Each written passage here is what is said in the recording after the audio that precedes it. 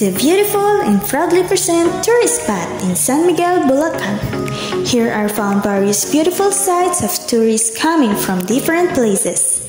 Experience the magic of Layon Mabilog and let your spirit soar in its majestic surroundings. Come and join us and be engaged to discover the ultimate luxury getaway at Layon Mabilog, located at Sitio Balingcupang, Biak na Batos, San Miguel, Bulacan.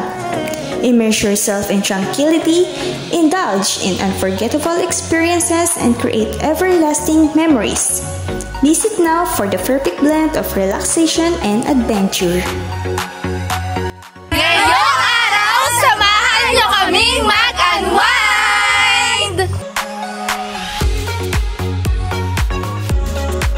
Pwede niyo po bang makwento sa amin ang history ng Layon? Saan po nagmula ang Layon at Layon Mabilog?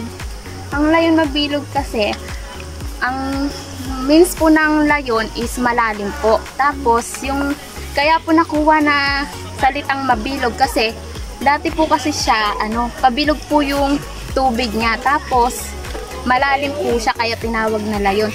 Yung mga nangingisda po kasi, ang ginagawa lang dati, sumisisid po sila. Tapos, may hawak silang lubid. Tapos kapag gusto na nilang umahon, ihilahin na lang sila ng kasama nila sa taas para maabilis silang makaahon sa tubig. Okay po, so Layon means malalim. Layon means malalim. Tapos mabilog kasi pabilog siya dati. Kaya Layon Mabilog. Ate, bakit niyo po naisipan pong gawin po ito ng video? Kasi ganito po kasi yan, mga magulang ko po noon, dahil nga po wala pong trabaho, wala pong income, gumawa po sila ng ganito para magkaroon po ng dagdag na income, ganyan po.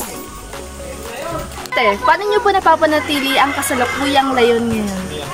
Ganito po kasi yan, sa tuwing po kikita po na, halimbawa po, buwan po kumita po kami ng pera, ipinanggagawa din po, katulad po niyan, lang po yan, parang mga bato-bato lang po, ginawa po siyang mga pahaldan-haldan. Tsaka po tuwing umaga, nililinis po namin lahat po ng basurang naiiwan po ng mga tao pupunta po dito. Ate, pag pupunta dito yung mga tourist, example po namin, halimbawa pwede po nag-offer po kayo ng mga cottage, magkano po yung exact po na binabayaran po dito? Ang po kasi namin dito, ang pasoy po namin per head po, 20 po. Tapos sa mga bata naman po, wala naman pong bayad. Tapos ang mga cottage po namin, 300. Ang floating cottage naman po, ay 500. At ang mga, ang mga lamesa pong may mga, videoke. Po yun, full package na po siya. Bali po, per family, 1.5 po siya. From the hidden beauty of Layon Mabilog, come and try what we have worked hard to create for our tourists who travel to beauty sites that you have never tried.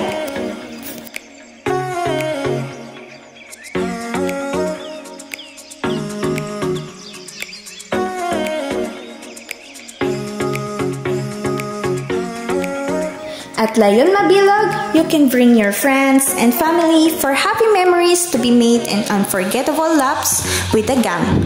You can also relax because of the cool and fresh air that will make you feel. This is your time to visit the hidden beautiful Layon Mabilog right here in Biak na Batos, San Miguel, Bulacan.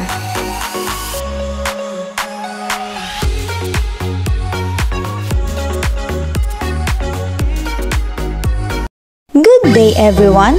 As we tackle the beautiful town of San Miguel, Bulacan that is known for its rich history and even richer flavors, we're about to explore some of the most famous local delicacies that you absolutely must try when you visit.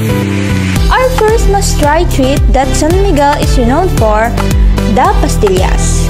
These delicious milk-based candies are made from Carabao's milk, giving them a rich, creamy texture that's simply irresistible. Let's see how they are made. Making pastillas is a tradition passed down through generations. They simmer the milk until it thickens, add sugar, and then roll them into these delightful little candies. And the best part?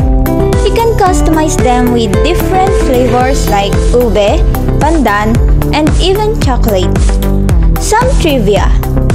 They are also known for their unique packaging of pastillas wherein it shows the tradition of San Miguel, Bulacan, also called as Borlas de Pastillas.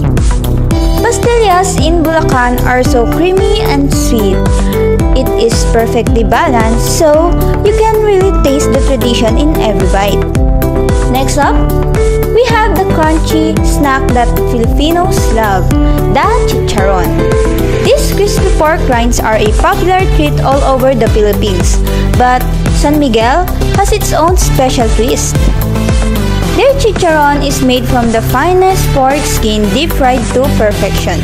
Some like it plain, while others enjoy it a bit of vinegar dip or even spice up with chili. Their chicharon is so crispy and flavorful.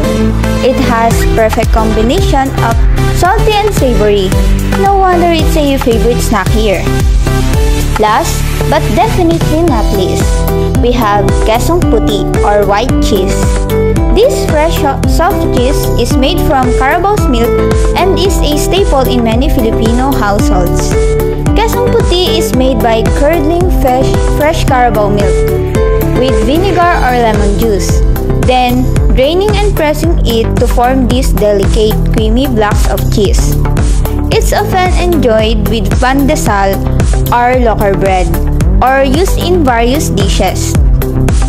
No wonder that these quesong puti are deliciously creamy and slightly tangy. It pairs perfectly with the warm soft bread, a simple yet heavenly combination.